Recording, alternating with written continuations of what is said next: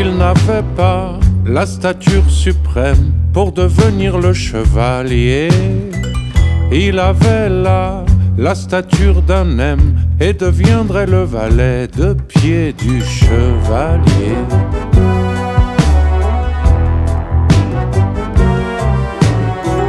Les bonnes fées, le jour de son baptême, votèrent à l'unanimité. Il aurait tous les talents d'un deuxième, un second couteau planté dans la plaie du premier.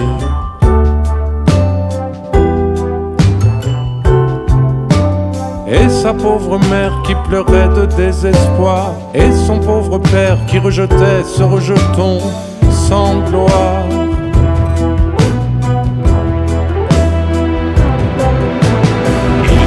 Trop chaud sous sa cotte de maille, un double bonnet, c'est déjà trop haut pour sa taille. Caché sous son home, fait le mort derrière la muraille. Attend tranquillement la fin de la bataille. Esquiver les coups de master aiguisés sur le crâne. Un soldat du roi ne vaut pas beaucoup mieux qu'un âne. Allez vous faire éviscérer sans pitié par un inconnu pour défendre un royaume de seigneurs parvenus.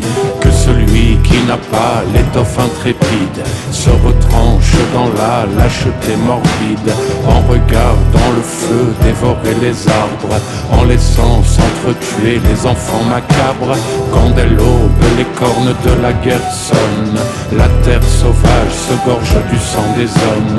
La toge du sage laisse place à l'uniforme, l'ordre barbare redevient la norme. Et si tu n'as pas la stature suprême pour devenir le chevalier, si tu as là la stature d'un M, tu deviendras le valet de pied du chevalier.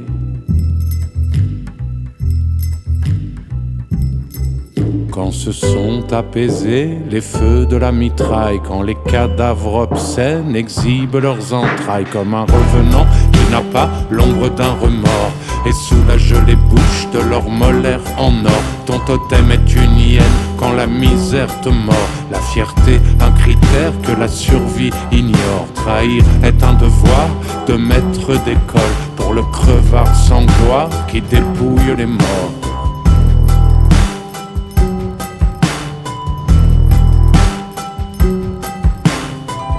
Il n'avait pas la stature suprême pour devenir le chevalier.